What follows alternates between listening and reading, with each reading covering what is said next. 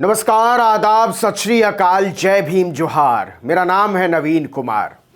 देखिए, मोदी और योगी तो नौकरी देने से रहे, उनकी नीयत नहीं है, या कहिए उनकी नीयत में खोट है। आपने वो खबर पढ़ी होगी कि अकेले सेंट्रल यूनिवर्सिटीज, आईआईटी और आईआईएम में अध्यापकों के 10,000 से ज्यादा पद खाली हैं।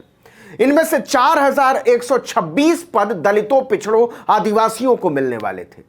इसी तरह देश के 12 सरकारी बैंकों को मिलाकर कुल 41,177 पद खाली हैं। मोदी इसको भरना नहीं चाहते, उनके दिल में चोर है। ग्रुप डी की 1,15,000 नौकरी रेलवे में 2 साल पहले मिल जानी चाहिए थी। मोदी जी उसको भी दबाकर बैठे हुए हैं, तो उस वाली नौकरी को तो जाने दीजिए। तो जब तक कुछ नहीं हो रहा है, तब तक देश के पढ़े लिखे बेरोजगार एक काम कर सकते हैं, कांग्रेस की नौकरी के लिए अप्लाई कर दीजिए। बढ़िया तनख्वाह मिलेगी, सीधे राहुल प्रियंका से बात करने का मौका मिलेगा और साथ में टीवी अखबारों में चमकने का मौका भी। हंसिए मत, मामला गंभीर है। जी हां, कांग्रेस पार्टी ने पढ़े लिखे नौजवानों के लिए बम्पर वैकेंसी निकाली है, वो भी योगी आदित्यनाथ के उत्तर प्रदेश में। एकदम यूपीएससी की तरह लिखित परीक्षा होगी। टिक मार्क वाले सवाल, कुछ 2-2 लाइन के सवाल और कुछ लंबे वाले निबंध टाइप के। इसके बाद ग्रुप डिस्कशन और फिर फाइनल इंटरव्यू।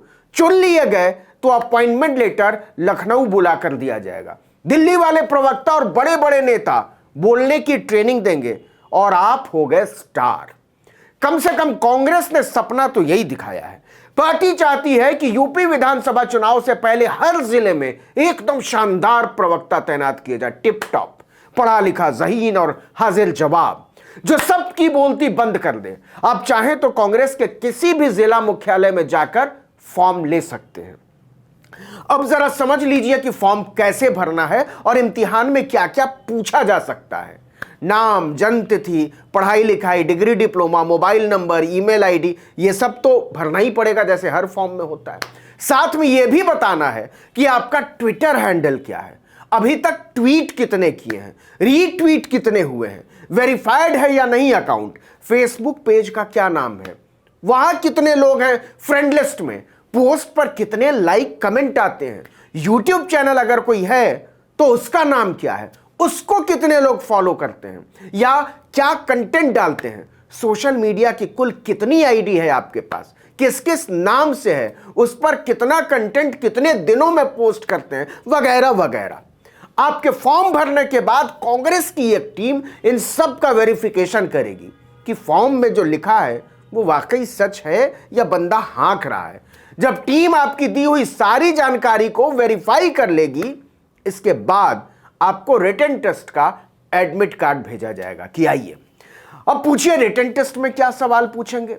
कुछ जिलों में यह परीक्षा हो गई है, इसलिए कुछ सवाल तो आउट हो गए, हम बता देते हैं।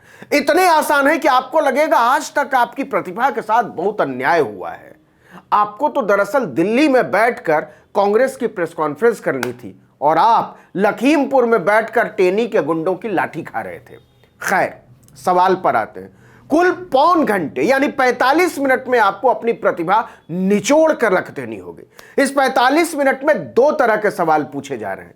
इनमें से 20 प्रश्न वैकल्पिक हैं, मतलब उनके सामने 4 उत्तर दिए होंगे और आपको सही उत्तर पर गोला लगाना है। 2 सवालों का जवाब विस्तार से लिखना होगा और बाकी छोटे छोटे। अब देखिए कि अब तक कांग्रेस के प्रवक्ता पद के लिए जो परीक्षा हुई है उसमें कैसे कैसे सवालों के जवाब मांगे गए थे। यूपी में लोकसभा की कितनी और विधानसभा की कितनी सीटें? आप कहेंगे ये तो हलवा है।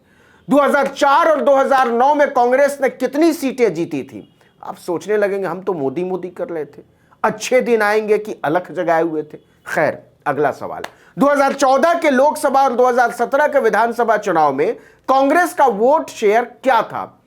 आप अचकचा सकते हैं, ठीक से रट लीजिएगा, क्योंकि मोदी का चश्मा उतारना पड़ेगा पहले, वरना लिख देंगे कि India is Modi, Modi is India, बाकी को हम मानते ही नहीं है। अगले सवाल की तरफ बढ़ते हैं। उत्तर प्रदेश में कितने ब्लॉक हैं, प्रखंड? लोकसभा चुनाव में यूपी में कितनी सीटें आरक्षित हैं? यूपी में कितनी विधानसभा सीटें मिलकर लोकसभा की 1 सीट बनती, वगैरह वगैरह। अब जरा आइए विश्लेषणात्मक सवालों पर, लंबे वाले, क्योंकि यहां गोला लगाने से काम नहीं चलेगा, लिखना पड़ेगा, वो भी बहुत लंबा। और सवाल ऐसे होंगे कि दिमाग भन्ना जाएगा। मसलन, योगी आदित्यनाथ सरकार किन किन प्रमुख मुद्दों पर विफल रही है, या मनमोहन सिंह की सरकार की उपलब्धियां क्या थी।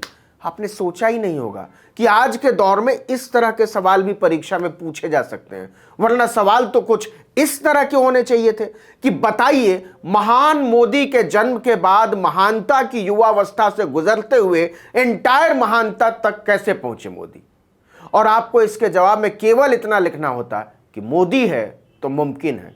यकीन मानिए, वैकेंसी होती चपरासी की और आपको सीधे बना दिया जाता आईएएस। और यहां क्या पूछा जा रहा है? आरएसएस का इतिहास क्या है? बताइए, आरएसएस का प्रभाव खतरनाक क्यों है? यूपी में कांग्रेस की क्या भूमिका है? कांग्रेस ने यूपी के लिए क्या क्या किया है? अखबारों और टीवी पर आज 3 मुख्य खबरें क्या हैं जिन पर कांग्रेस के प्रवक्ता बयान जारी कर सकते हैं? आप एक प्रवक्ता बनना क्यों चाहते हैं? स्वतंत्रता संग्राम सेनानी किसे कहा जाता है? कांग्रेस पार्टी का भारत के इतिहास में क्या योगदान रहा, वगैरह वगैरह। बताइए, ये सब कुछ सवाल हैं। आपका मन करेगा हर एक सवाल के जवाब में लिख दें, मोदी का सपना कांग्रेस मुक्त भारत, हम इस सपने को सच करके दिखाएंगे। लेकिन यह भी तो सोचिए, क्या दिन आए हैं। जिले का प्रवक्ता बनने के लिए यूपीएससी की तरह परीक्षा हो रही है। रिटन में पास हो गए तो बाकायदा ग्रुप डिस्कशन और इंटरव्यू होगा, बोर्ड के सामने पेश होना होगा। और नौकरी का अकाल कहिए या नेता बनने की भूख 20 बरस के लौंडों से लेकर 72 के वरिष्ठ नागरिक तक समान भाव से इस परीक्षा में हिस्सा लेने के लिए टूट पड़े हैं। अभी तक उत्तर प्रदेश के 75 जिलों में 2850 लोग कांग्रेस की लिखित परीक्षा में शामिल हो चुके हैं। 33 बड़े जिलों में 1750 परीक्षार्थियों का इंटरव्यू चल रहा है। लखनऊ, हरदोई, सीतापुर, लखीमपुर, रायबरेली, कानपुर, आगरा, प्रयागराज और उन्नाव जैसे जिलों में लिखित परीक्षा होगी। लेकिन सभी जिलों की लिखित परीक्षा हो जाने के बाद लखनऊ में सबको ग्रुप डिस्कशन और इंटरव्यू में शामिल होना होगा। कांग्रेस जितनी गंभीर चुनाव को लेकर नहीं है, उससे कहीं ज्यादा प्रवक्ता प्रवेश परीक्षा को लेकर नजर आ रही है, क्योंकि इन्हीं प्रवक्ताओं पर माहौल बनाने की जिम्मेदारी होगी। इसलिए कोशिश है कि नए साल से पहले ही इसका रिजल्ट आ जाए। लेकिन कांग्रेस कोई पहली बार इस तरह की परीक्षा नहीं ले रही है। आपको याद होगा, पिछले चुनाव में कांग्रेस ने प्रशांत किशोर की सेवाएं ली थी। उन्हीं का आइडिया था प्रवक्ता प्रवेश परीक्षा आयोजित करने का। जून 2018 में भी प्रदेश प्रवक्ता परीक्षा आयोजित की गई थी। 14 लोगों को चुन भी लिया गया था। लेकिन बाद में पता चला कि योगी जी की तरफ परीक्षा का पर्चा पहले ही लीक हो चुका है। इसके बाद 3 साल तक प्रवक्ता प्रवेश परीक्षा ठंडे बस्ते में पड़ी रही।